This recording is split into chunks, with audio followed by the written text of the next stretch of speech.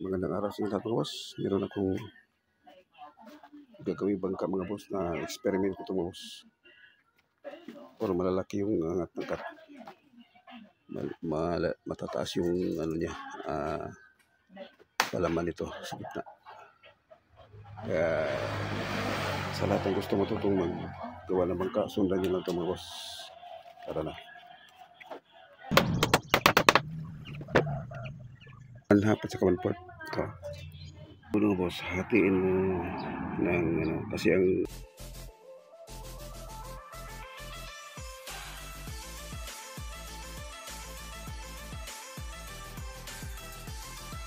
so ganito si mga boss. Bali yung isang plywood mga boss, hatiin mo ng ano, kasi ang lapad dito ay 8, so gagawin natin 4, so 24 inches. Hatiin natin sa gitna.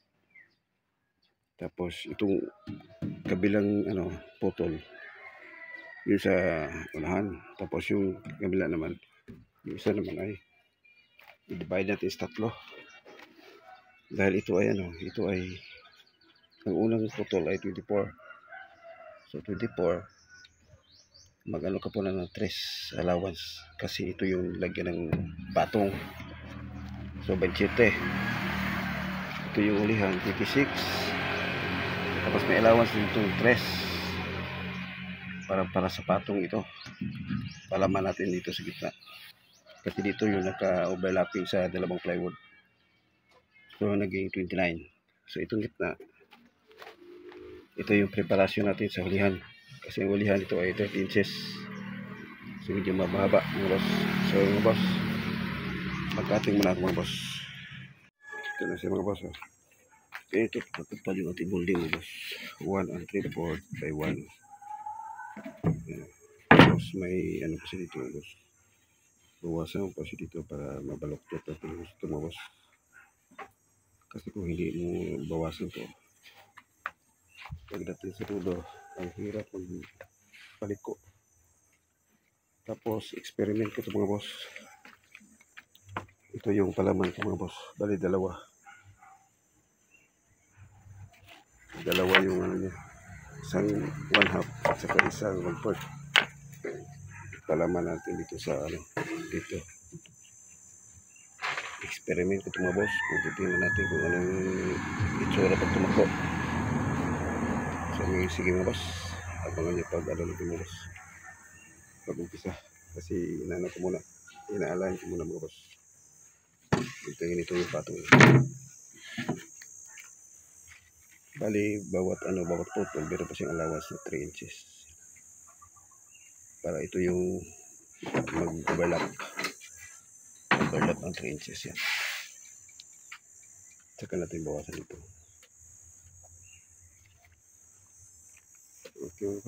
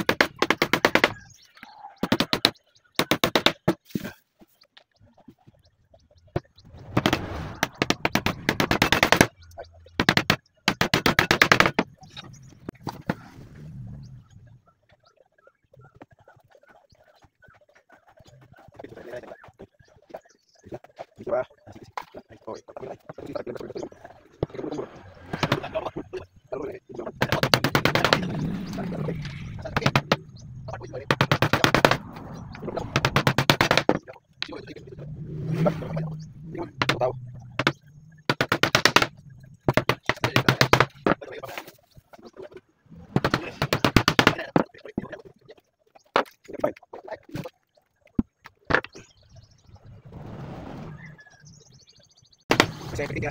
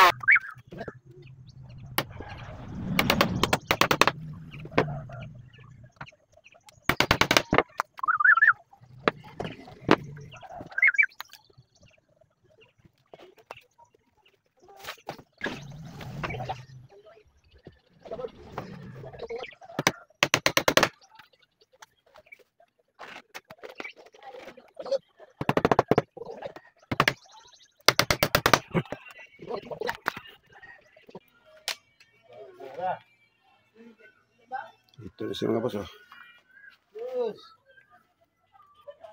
Pangat natin ng konti lang. Pangat sa likod ng boss. Dahil yung palaman natin ito ay ulo. Umangat ko siya ng ulo media siguro dito mga boss. Para mas maganda kasi mga boss pag tumakbo. Hindi na nakasaya to. Bali ito na lang po nakasaya dito yung dulo. Para makita natin kung gaano ito kabilis. Sige mga boss. Tapos itong unahan mga boss. Paangatin natin ito ng 12.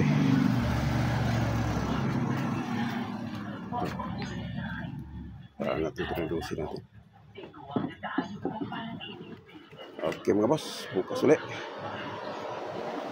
Video hapon na mga boss. Bukas na dito. Patutuyuin muna natin yung epoxy mga boss. Ganito lang po mga boss ha. Yung palaman ito ay 1/2 at saka 1/4. Ito.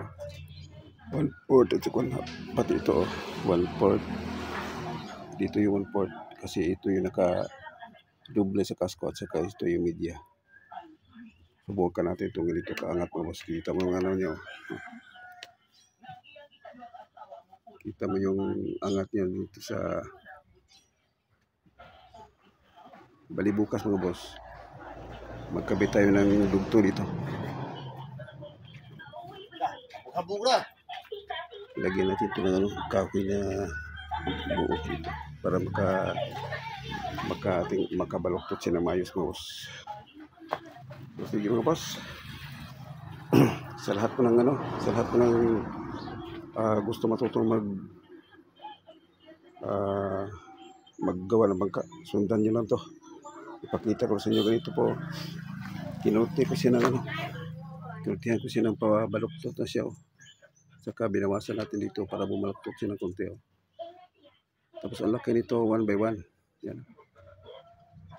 Tapos ito molding natin ay 1 3/4 by 1. Ganyan po siya mga boss. Tapos yung ating lagi po siya may trace na overlapping. Yan, overlapping din sa trace. Tapos yung cut natin ay 26 to 24 ito. Dito at saka dito is 24. Dito naman at saka dito is 26.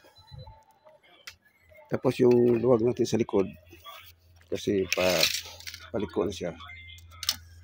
15 lang. Ito lang yung likuran natin. Tapos sa haba sinang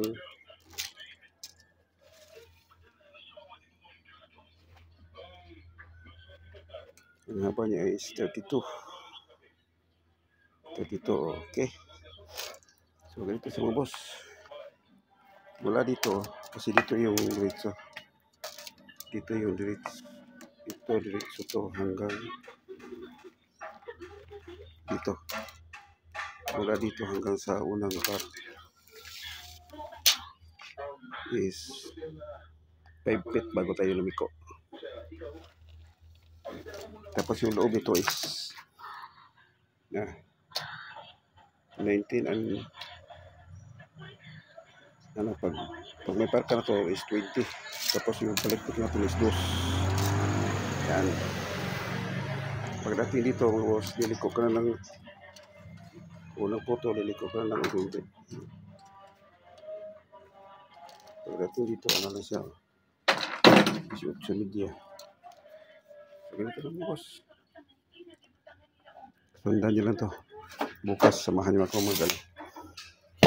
Dito lang muna sa aking video dito mga boss. Dahil medyo hapon na.